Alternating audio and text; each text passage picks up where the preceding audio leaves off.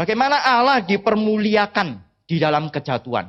Kita harus belajar satu hal. Dari kasusnya Adam, dari kasus yang sudah dicatat di dalam Alkitab, bahkan di dalam hidup kita sendiri. Kita harus belajar seperti ini. Kita harus mengakui kemutlakan dan kedaulatan Allah. Bapak Ibu, kalau kita adalah orang-orang yang sudah ditebus, ketika kita jatuh di dalam dosa, apa yang muncul di dalam hati kita? Kita akan mengaku bersalah. Kita akan tahu dosa itu akan menuduh hati nurani kita. Hati nurani kita akan teriak kepada kita. Dan kemudian kita akan tahu kita sudah bersalah. Kita sudah jatuh di dalam dosa. Kenapa saya jatuh di dalam dosa? Karena saya tidak mengakui Allah itu mutlak. Karena saya tidak mengakui bahwa Allah itu berdaulat. Karena saya tidak bergantung sepenuhnya kepada Allah. Ketika saya tidak memberikan kemuliaan kepada Allah. Ketika saya tidak bergantung sepenuhnya kepada Allah. Ketika saya tidak percaya bahwa Dia itu benar, maka saya pasti jatuh di dalam dosa. Maka kejatuhan kita, kejatuhan Adam, kejatuhan kita itu justru menyatakan yang sebaliknya. Ketika kita jatuh, kita akan mengakui Allah itu benar. Tapi ketika orang itu bukan orang Kristen, belum lahir baru, dia berdosa, dia menikmati. Dia berdosa, kemudian dia mendapatkan keuntungan, dia akan katakan, benar kan saya? Cara ini yang enak. Cara berdosa seperti ini yang membuat hidup kita nikmat.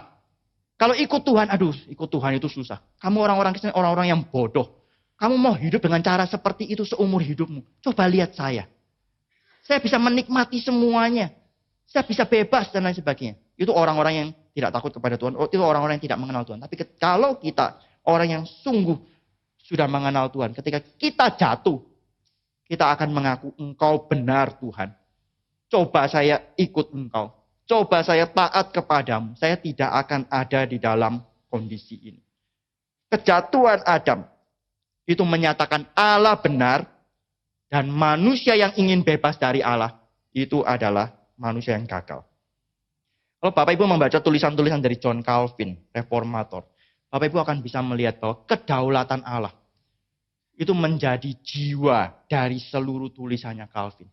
Calvin itu sangat-sangat menegaskan tentang kedaulatan Allah. Tidak ada satupun yang akan bisa memutar balik kedaulatan Allah. Allah itu berdaulat di dalam segala sesuatu.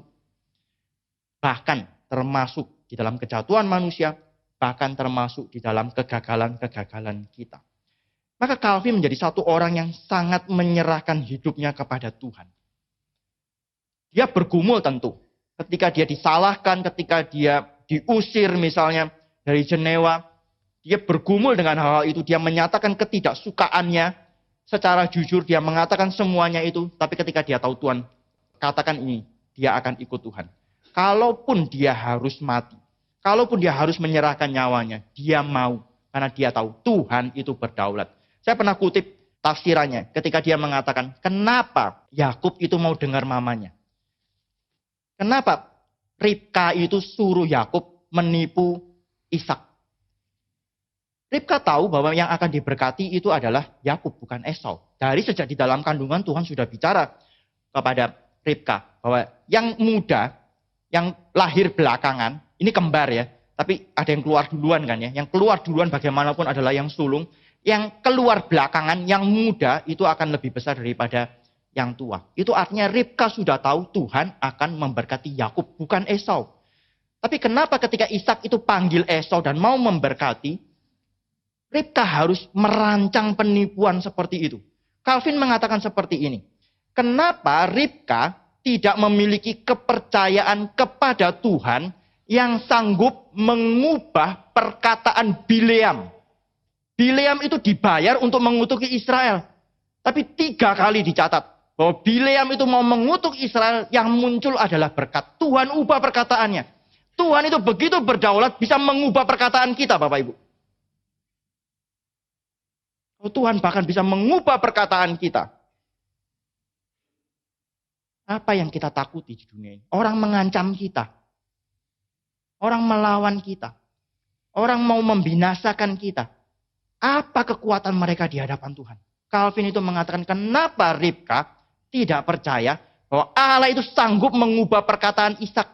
Tidak memberkati Esau tapi memberkati Yakub. Oh, ini Calvin luar biasa di dalam hal ini.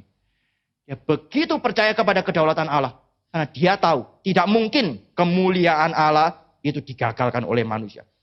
Bebas dari Tuhan, itu dosa. Dosa adalah mau bebas dari Tuhan. Tapi bebas dari Tuhan itu kecelakaan terbesar.